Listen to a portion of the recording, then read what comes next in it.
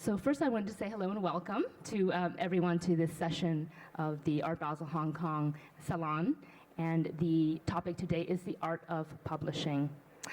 In this hour, we will be hearing from Hong Kong, Mumbai, and New York-based artists, curators, editors, and authors who will delve into literary, research-based, and digitally oriented hybrid practices that impact their work. Bringing in the influences and effects of region-specific challenges as well, the objective is to provide a sense of how publishing filters into their work from the perspective of work by artists, but also through other projects and formats, such as exhibitions and writing. And we will hear from our contributors in that way, as well as historians challenging how art history is being written. And finally, a curator organizing exhibitions and programs and how these range of perspectives altogether and approaches show how the discourse of art, specifically in Asia, as we're in Art Basel Hong Kong, is being reframed.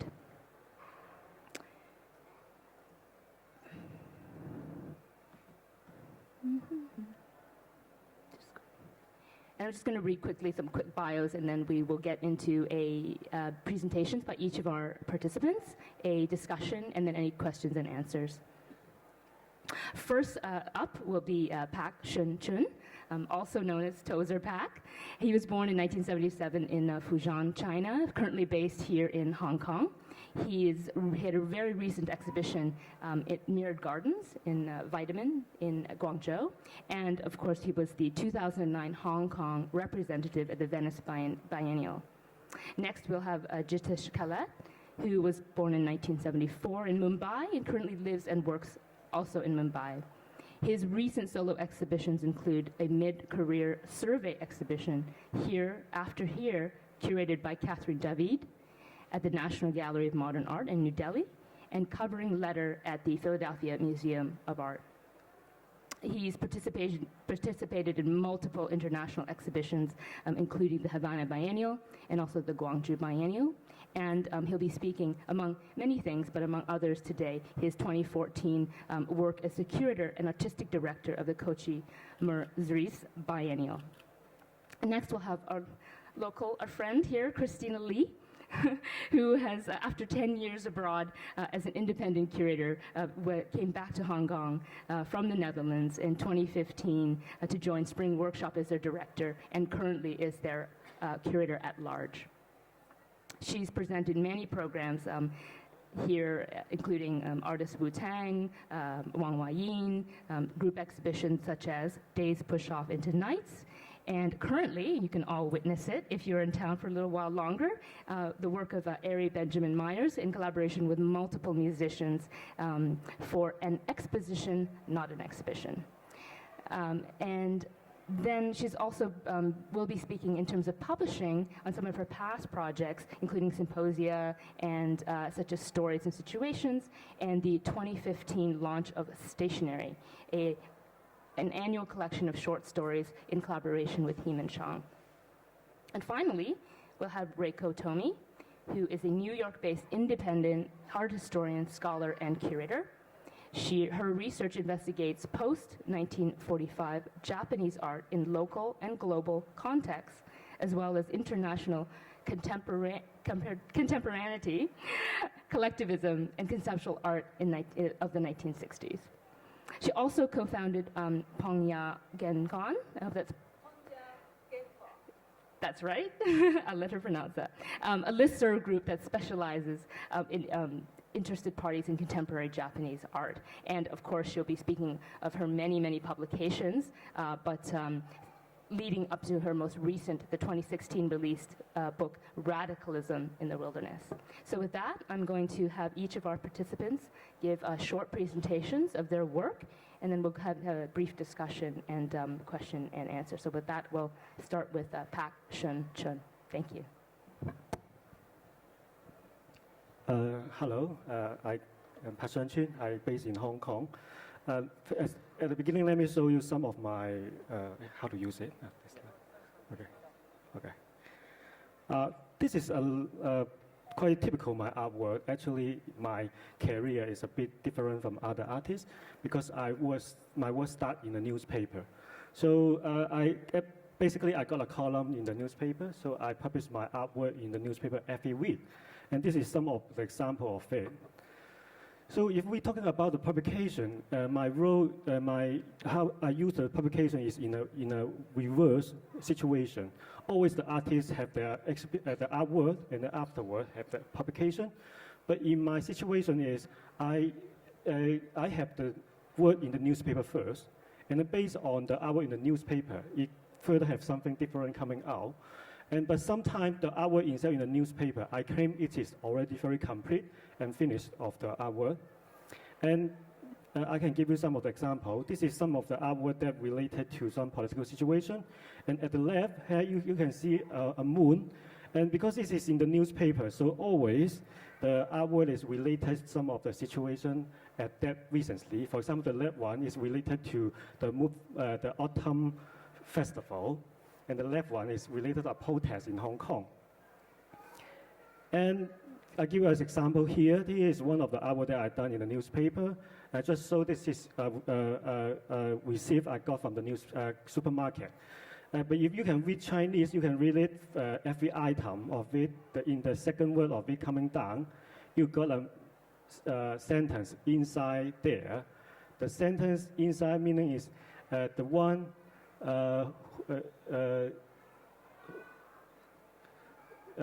the one who you believe you will got eternal life in Chinese, something like that. And afterward, I published this in the newspaper. But afterward, I just following this kind of game, do a workshop in some art space. And a lot of people come to join it. And afterward that, I do a publish like 5 years ago. And some of the people pick up this kind of image, and then they show in their book. And at the end, it return to the Facebook. You can find that in the Facebook, there's a lot of people share it and like it, like 2,000 something people. And another example is this one. This is one of the work that I also done in the newspaper. Something that must be very easy to communicate. Otherwise, it's very difficult to share in the newspaper. And one day I walk around Hong Kong, and I find that there has a bus stop. The number itself is come together. It's similar to a mobile phone number. And I just dial up the mobile phone number, and someone hear about it. I said, I saw your number in the bus stop. And he answered me, yes, is this something joke with me? And I just talked with him with 1.5 minutes. And afterward, the whole documentation of the dialogue we post in the newspaper. You guess what will happen? Someone will call him afterward. But the game is not ended like this. 10 years later, I find this bus stop become 2 more number add inside. And I think it is a bit pity because the story is already ended here. So I want to find out him, to tell him this story. And that guy who hear the telephone, he come out, and then we talk about the issue, about the story about this 10 years ago. But at the same time, he tell me that in this 10 years where he lived, actually he is living in a village called Buffalo Village. And I find that I have read a book that before I meet him, he is already in the book, and that is him. He is the guy. That is him. And based on this kind of publication, I made another publication, and this publication needing me to do other project. And always my artwork is like that. And I need to work quickly, and I just skip this artwork. And always I will use the media of the artwork as the form to make the artwork. And I will include the newspaper and also included the newspaper industry. For example, this artwork is about an issue, political issue in Hong Kong. And I try to make the role as a reader, how we connected with the issue of Hong Kong through newspaper.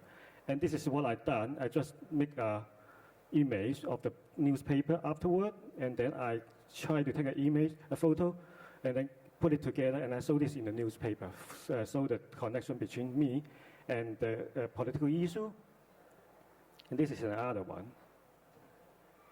So the publication itself, for me, is not only a thing, tell me to elaborate my idea or do a documentation of my idea, but it is part of the media of my artwork. So I use it it can be complete as a finished artwork inside there. And this is another example that how I said that the publication itself is very complete as an art media itself. One day I find a book in newspaper. This is a tourist map book. I find it is very interesting because this is very small, but it's very thick. When I open it, I find that always have some area is missing. You can see this is missing there. And if you tell your friend that I am living inside there, that is a joke, right? But that joke can become more bigger, as if I travel. I told you I travel inside there. What is the meaning of that?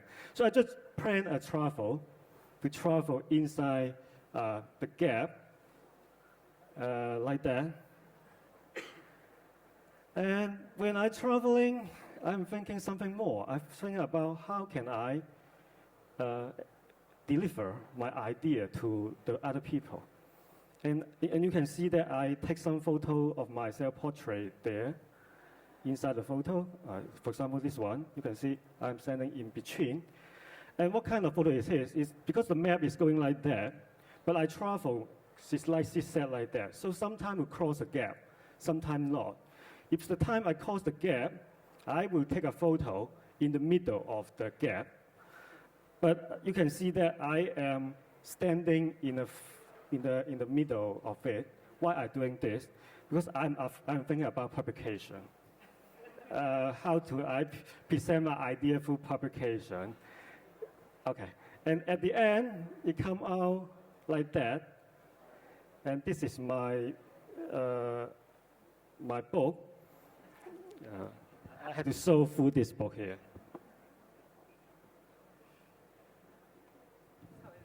And the portrait actually is there, but I am in the middle of the gap. So I had to press the book.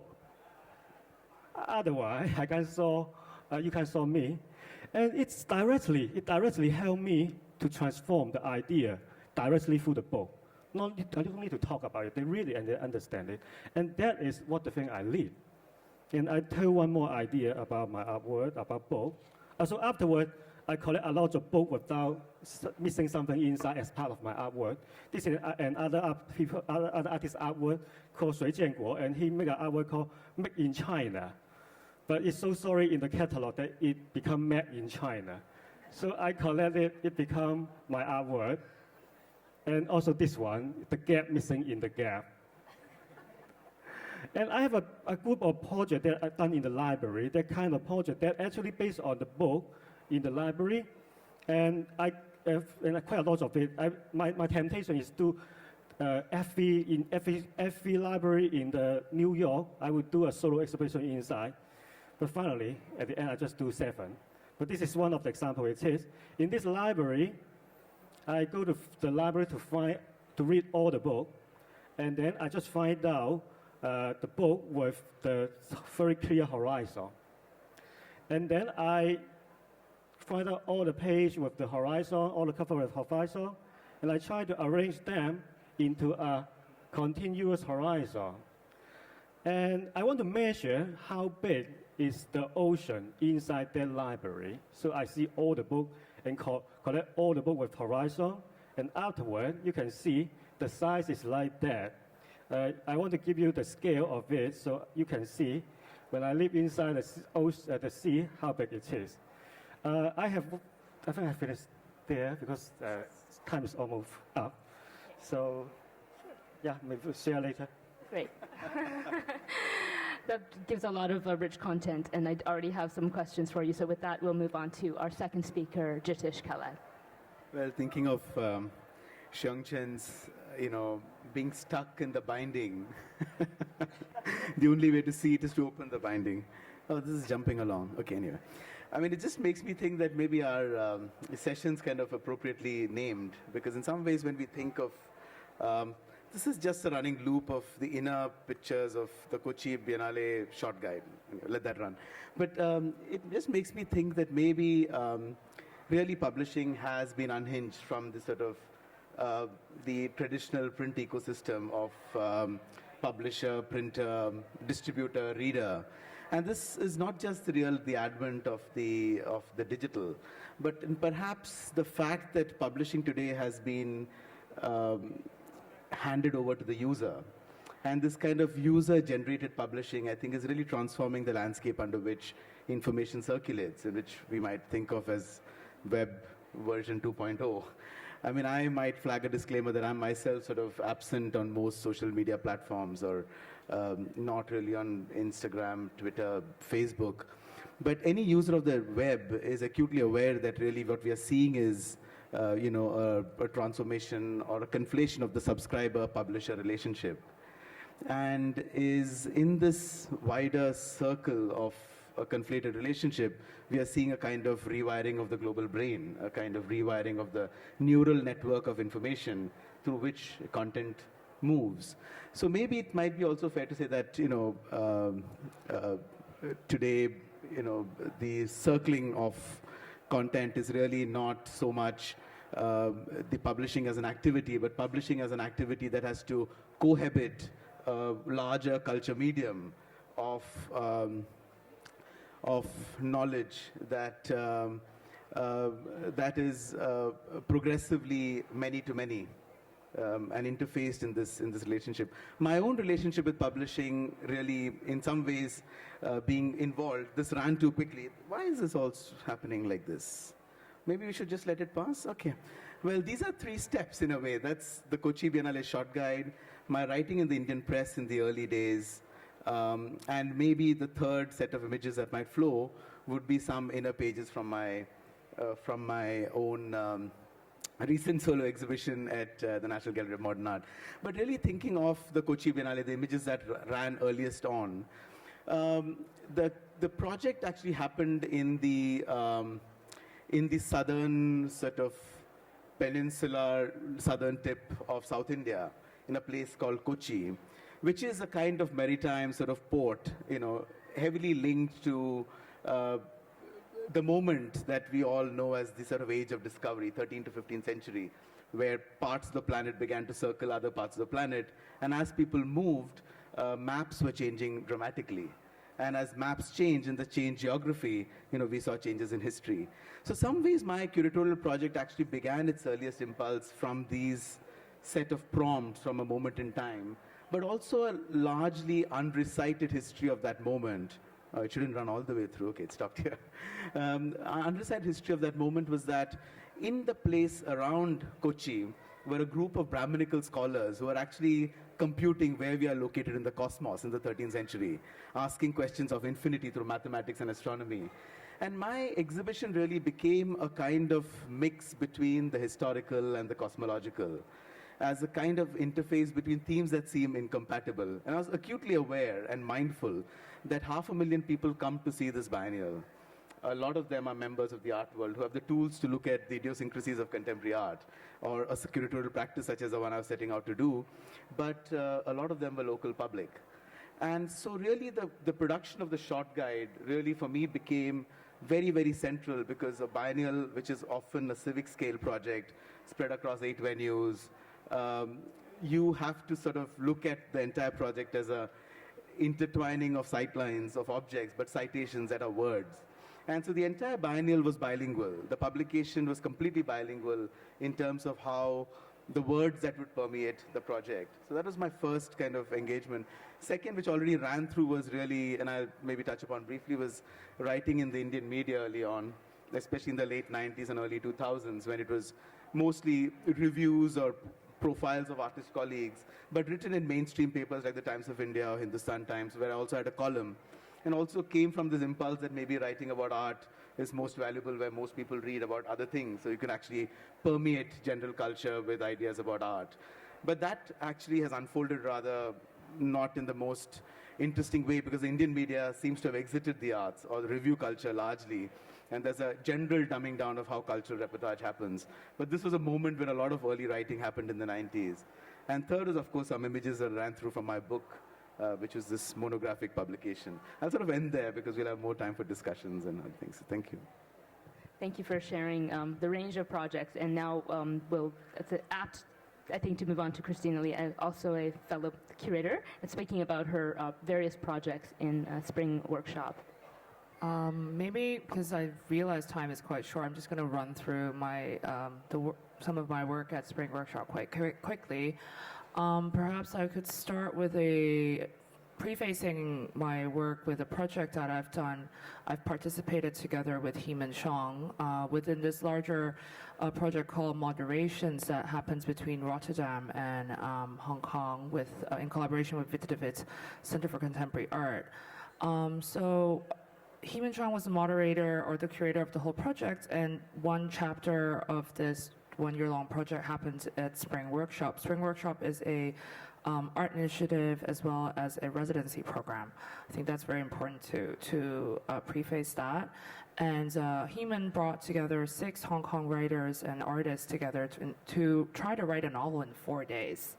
So we were really trying to think about how one could co-produce a book, how ideas could influence one another, and this is how the book looks like. And this is, and then Heeman came up with an idea of an image which kind of leaked into everybody's stories, kind of like a test, I guess, a visual test. This is the writers that are part of it, and based on that experience of really working very intimately with all of these writers, where I was kind of the ghost writer, I was observing them writing, so I was kind of like the backstage person, like, oh, they're have the frustrations of working together or trying to like detach other people's ideas from influencing their own story. So it's all like fictional stories.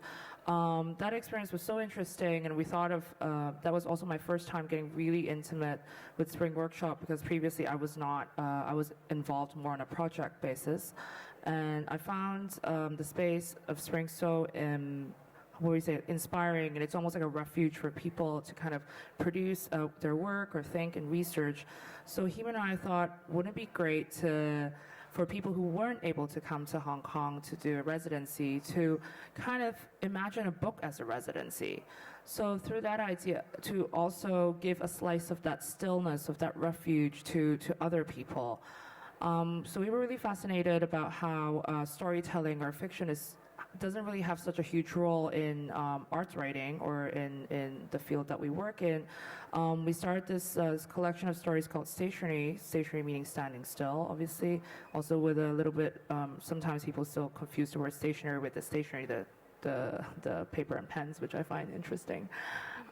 So we wanted to invite artists, writers, and curators to write about their obsessions, fascinations, in storytelling form, so it's always fiction, and especially in their writing, in their writing practice where they're not asked to do that. So kind of revealing, or kind of very, very, very indulgent as an act, because these are texts that may not be asked for by their regular publishers or commissioners. So to kind of give them freedom to play, some artists are not really known for their writing practice, or some writers are only writing very critical text, to really give a playground for them to think about these figures that kind of haunt them or inspire them. And we spent a year inviting around 18 writers, and it's purely text, and it was also conceived as an object. So it is almost, so people go to this website. So what you see right now is the website where you sign up for the book. It's stationerystories.com. We were also trying to deal with the kind of overabundance of digital text. So really wanted to go back to the object. Working together with Julie Peters, a graphic designer based in Belgium, we designed this book as well as the website of thinking of how this book could be disseminated. So you go to this website and you have to request for a book to be sent to you.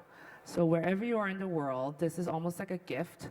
We were curious how an object could circulate within a community just via word of mouth. So we try, just going back to what you were talking about, this social media aspect, we really try to delay how information could be consumed, really kind of going back to the intimate encounter with an object, like going through almost, maybe you can say being nostalgic, like thinking about a record in the 80s, you would just go to someone's house and listen to it because it was not so easy to get. So this is the website. You're welcome to go still sign up for a copy. So this was the list of writers that we had for the first issue. The website really served as the only way where people could find out about this book. We did not do any social media. We made sure we had certain ways where people can find out about the book. We listed only on the Spring Workshop website. We tried very hard. It was an interesting exercise for all of us because we're so used to sharing it on Facebook, doing it on Instagram. We debated about it a lot. And we also used the website itself as a vessel. So when you clicked on one side, there's a portal where you click onto, it almost goes into a dark side. So we worked together with a website designer, Vitutus, Vitutus, yes, to kind of create this, and it turned some sort of ASCII code into some word poetry that always refers to the texts that were being commissioned in the text, in the book. So you can see like a placard there. That's a story from Chris Fitzpatrick and other things. So I invite you guys to check it out. This is a series of images that Vitutus found in connection to Quinn Latimer's story, which opened the book. And it kind of organically moves on to the next project we'd like to talk about. This is how it comes to you. It's designed with clear plastic, and this is of Amy Lin, actually, of Art Review Asia. So going back to Quinn Latimer, we were thinking a lot about how to present this book or kind of launch this book. And instead of talking about a book launch, we thought, I could curate an exhibition that encapsulates the ethos of this passage of time, this elongation of time, and also this intimate moments of the everyday. And so I took the first line of Quinn Latimer's story, Days Push Off into Nights, as the starting point of this exhibition that I curated, which coincided with the launch of the book. So it was something that was more like a hint. It didn't really try very hard. I almost developed into a totally different exhibition, but grounded within the ethos and the spirit of stationery.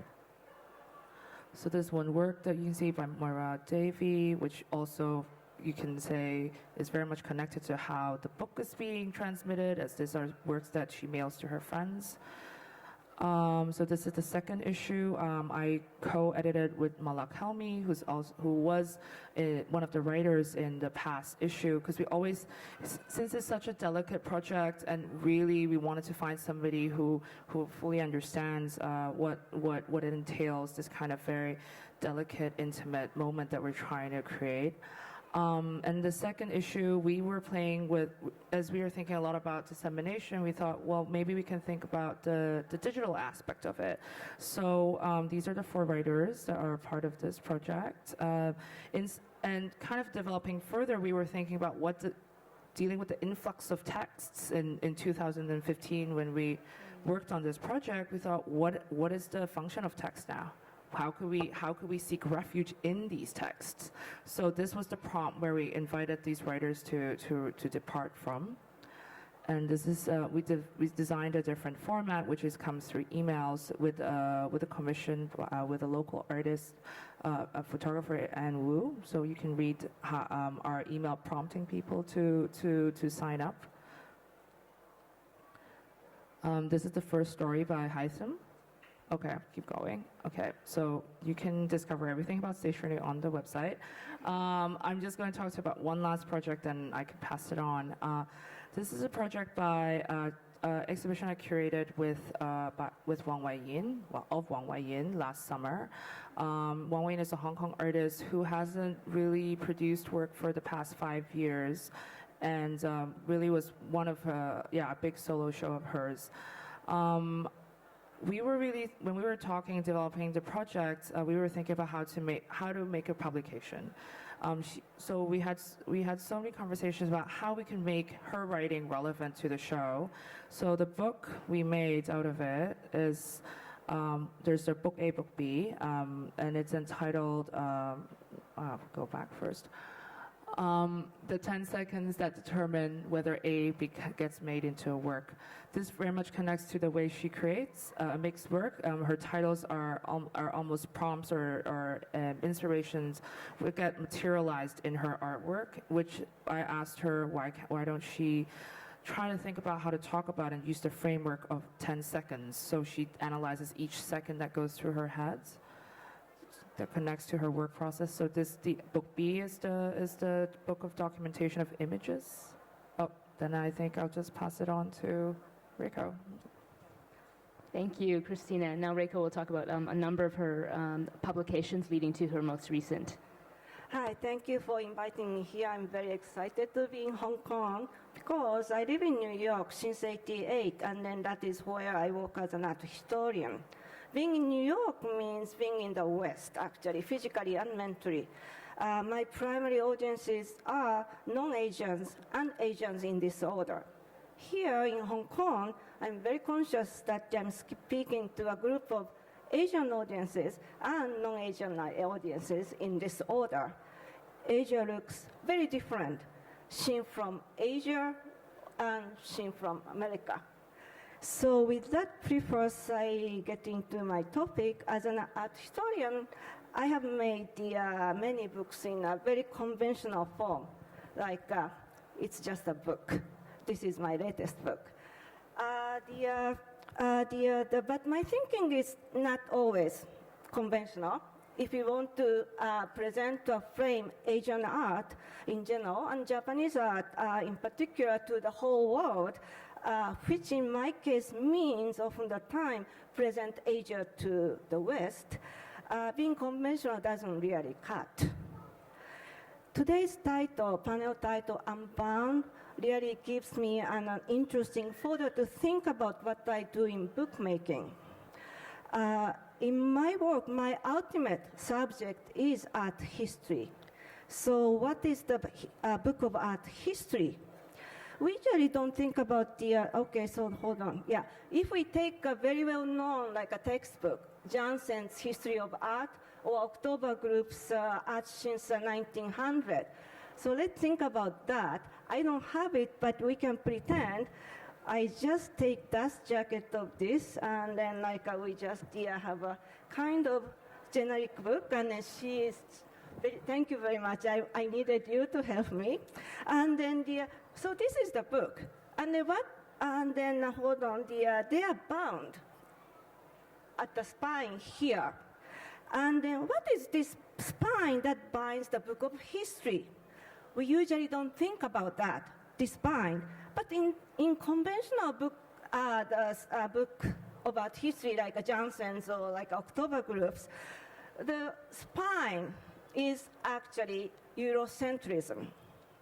Unbinding the book of art history in a figure of speech then is a tantamount to undoing or dismantling Eurocentrism. We usually call it decentering. But unbounding the Eurocentrism is an interesting way of thinking, actually. And then this is a challenge we share all in the 21st century. It's a vital challenge for me because in New York and in the West, it is not easy to see Asia clearly. It's not easy to have Asia seen clearly, for Asia is more often than not obscured by 50 Shades of Eurocentrism. In retrospect, my book has been all along an attempt to decentering Eurocentrism, that is, removing the shades of Eurocentrism from our site in various different ways. Just running through my publication. Oops. Oh, here. Okay, so this is my very first book, 1989, and then that was an attempt to reinserting a Japanese artist long forgotten in New York back into New York, and then I can take my pride in how popular she is now worldwide, so somehow this worked. That's 1994, that's the wrong date, Scream Against the Sky. This is reframing of Japan in post-war art history with its own story to tell. We always talk about new narrative and so on and so forth, but it has a new story to tell. Global conceptualism, the very first attempt, I think, in the historiography at multiplicity of art historical gaze. And then this is a 10-region country exhibition, and I'm very proud to say, I'm proud of many things, but I'm very proud of this book because Japan got the cover. Getting the cover image is very important so that people can actually see Asia one way or another. And then actually the cover image is the small postcard by Naoyoshi Hikosaka. He's there. And you can actually see it at the level 3 at Misashin Gallery. And then this is another multi-region exhibition at Tate Modern. Mind you, the cover is again Japan. This is Tokyo in '68 in the smoke. It's not the beautiful ink painting, it's an environment program. And then the 2007, if you look at the title, Art, Anti-Art, No-Art, it doesn't seem to be so originally Japanese or local or Asian, but this is another way to talk about our own story with the terminology locally inflected, but and then gain very distinct local connotations. Another anthology of multiple views, multiple author, multiple region. That's the cover. The cover is the play, the Japanese collective. It's a very interesting collective which became the topic of my latest book.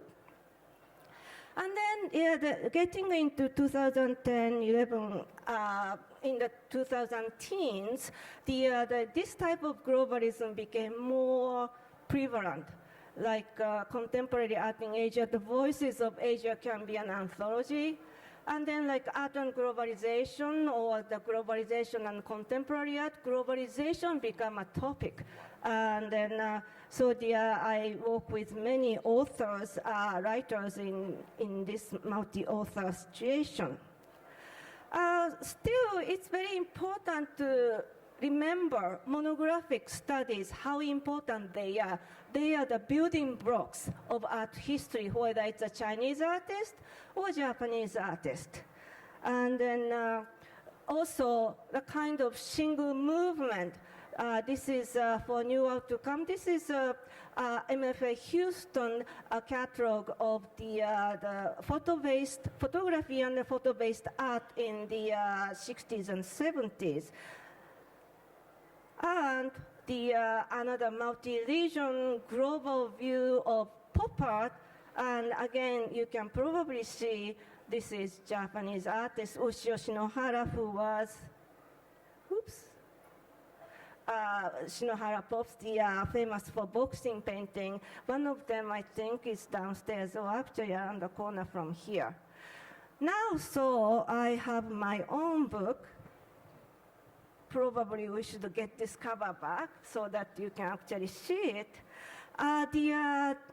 This is a very interesting book to me because this is my very first single author book.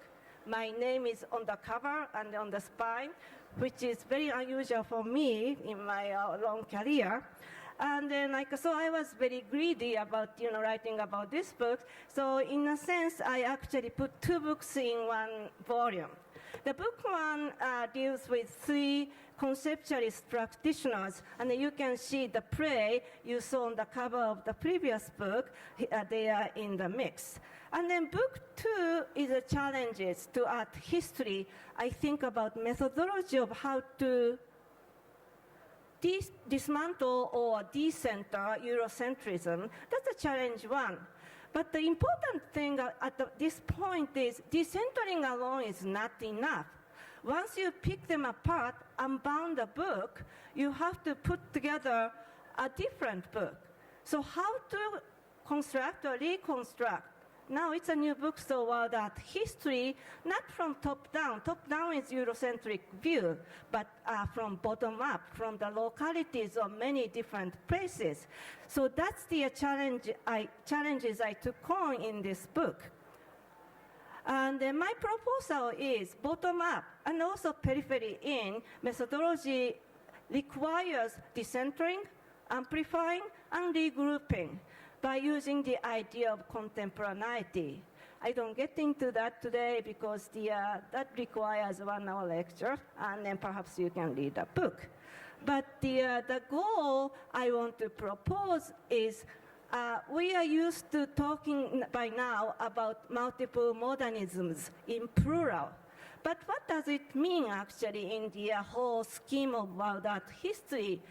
I think our goal should be seeing modernism in a set of different spectrums. So it's not one thing, Asia is this, so of course, Latin America is that. But we can put things, multi-local way and then compare and understand similarity, dissimilarity, and then larger similarity, and so on and so forth. That's I call spectrum. So that's my book. Thank you. Thank you, everyone. Well, we'll have a short discussion, and then we can answer any questions that you might have. That brought up so many thoughts. I wanted to just take 1 minute to sort of introduce why I convened, or one of the reasons we convened some of these practitioners from various places and within their various roles, working at the Asia Art Archive over the last 3 years of a very now 16-year-old organization that's collects materials on the art of Asia primarily through publications, but increasingly and soon to be released new digital website. So with all that in mind, some of the thinking through programming from my perspective has been to look at all of these range of practices, and as Reiko was saying, how can we rebuild things from the ground up? Or rethink, and what are the platforms, what are the conversations, what are the kinds of structures or ways in which we can reframe what's obviously sort of content that's challenging, really to, as Reiko was saying, to the spine, maybe what has been received in terms of what art history is or can be. So with that in mind, I had, I guess, a question. I keep thinking about this quote, that you're all reintroducing the nuance of the gap, or some kind of in-between, or some kind of idea of this middle ground, or I was thinking in Tozer's case, he was a former AAA resident who was looking at the blank pages of our books, but you're coming at it from very different places, and from different places with each other, but within your own practice. So whether as an artist, curator, publisher, publishing maybe what might be seemingly established art historical books, to independent, to artist books, to catalogues and such. So I was curious if your approach to publishing changes in terms of I guess the roles you take on, and then how you sort of define your relationship then to publishing in that way.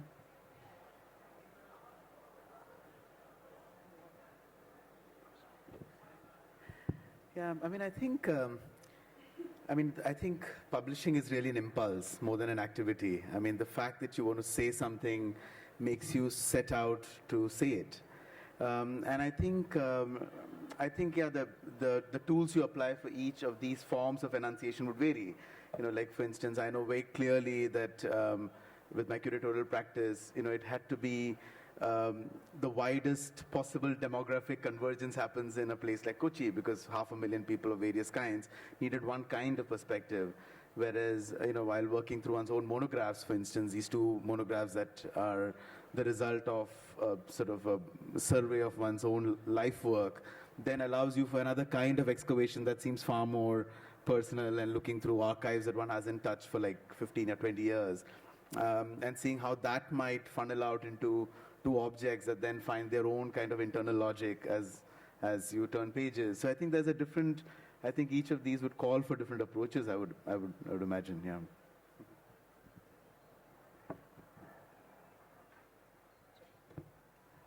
I think I became over, I think almost 30 years. I think I became very conscious of audiences, type of audiences. And then because the Asian people, probably I don't need convincing, whereas the people in New York or Paris or London or America, they really need convincing as well as educating, or convincing and educating. And also it boils down to the matter of communication, how well we communicate. So that's it's probably the essence of the publishing to me now. And then that could be in many forms, cover image is one thing, and then like how you write actually, the communicative or not. And then sometimes I write very plainly because it's the easiest way to read actually, yeah. I would say my approach to stationery kind of really, because I've never really kind of quite traditionally edited or compiled commissioned text. I really thought of it as an exhibition almost. I was structuring with stationery, we internally had a logic. So one is about sound, when you listen to when you're alone. So through music. One is about figures. One section is about the scenes of overhearing people, like the notion of being alone in a crowd. So we had a lot of different kind of prompts where we were kind of creating the architecture of the book that's not necessarily revealed. So that's kind of, I guess in that way, I was thinking very much curatorially while kind of constructing and inviting specific people, which I thought could really have a different angle to kind of think about these things and kind of create this different experiences and potholes that when you go through the book, you are almost going through like an imaginary exhibition in their head. So that's kind of, I don't know if that really answers your question, but yeah, that's how these two things get translated to me. I think definitely this idea, I think with Pak's work in maps and this idea of the spine, there's very, very much this sort of, I like the idea of the map in terms of a sense of location, and yet Jitish was also speaking about this idea of how they change all the time, this sort of evolution of these things that are supposed to root you. And I could say the same thing, I think, for publishing, for writing and things like that. And we know right now there's discussions around trust within word, image, information, language. And yet, we're in the creative field, that's something that we try to do, to kind of unhinge in terms of what we think we know, to then open up new dialogue. So I feel that that's something maybe to think about. I'd love to hear a little bit from you, just how you think about, let's say, books within the larger realm or information or that you find out there in the news, for example, in the current state of this kind of, I guess, level of distrust and the relationship to sort of your own role in a creative role and how you sort of negotiate that. That's a huge question. Yeah. But I think that's something that the second issue of Stationery really worked a lot because it was when a time there was the Venice Biennale, and then eFlux was putting out this super community, and every day I felt like my emails were inundated with all these amazing texts, but I'm so exhausted just seeing it coming in. So Malak and myself, we were thinking, what's the function of text now? I mean, there's so much information. How do we discern? How do we filter? Then we were thinking, well, why do we put out another book of texts in this situation when we can't even keep up with what's coming out? So we really started that. Then we were thinking about how maybe we should ask these writers and artists to think, is there like a language of refuge we can hide back into, because we're feeling so, exposed and really overwhelmed. And actually, the story that I showed by Haitham Wardani, he responded specifically by reappropriating Franz Kafka's text, which really talks. It's an unfinished story that went talking about mole building a burrow. Like, why are we producing things? Why are not revisiting?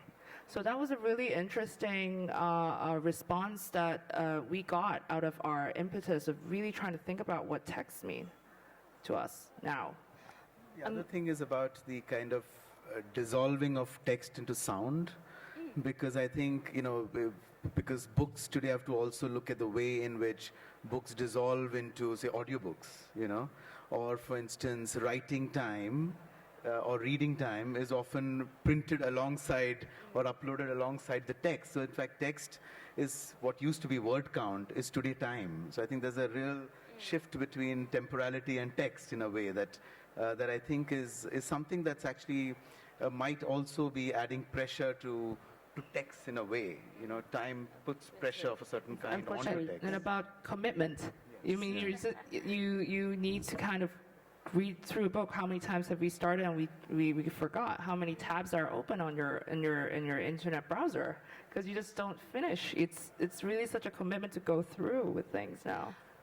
I know we're pressed for time, but I just want to take maybe about 1 minute. I think they'd be apt to, and then if there's maybe questions after for the participants, maybe we can do that in an informal setting.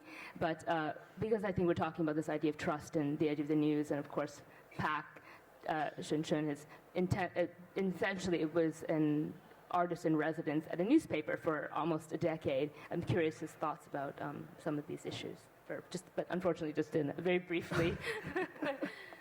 I think that because compared with the things I did 10 years ago in the newspaper, the artwork, when they coming out, the people looking at it, and they immediately, they will believe it and talking about it. It seems it is something that in the newspaper is important. So the people think that is a platform for important things happen there. But nowadays, actually, the newspaper become not that much people reading on it, but more and more is the Facebook and the internet. When you're doing something in the internet, you can see some of my idea is sharing by other people in the Facebook, and immediately there's a lot of people discussing about it, but immediately they forget about it. And that is the situation we are now. And we don't have one thing very big, every people believe on it. But we have, it seems everyone can become the alpha to writing about it. So I'll finish with what I was saying about highlighting the nuances of the gap where things are falling into. It seems like dropping into a black hole or the gap or being reasserted through the spine of Eurocentrism. Maybe what we have witnessed here today are only 4 of multiple practitioners who are really trying to open that space back up and have people take a look, have a read, and have a rethink. So with that, I'll close our panel. Thank you so much.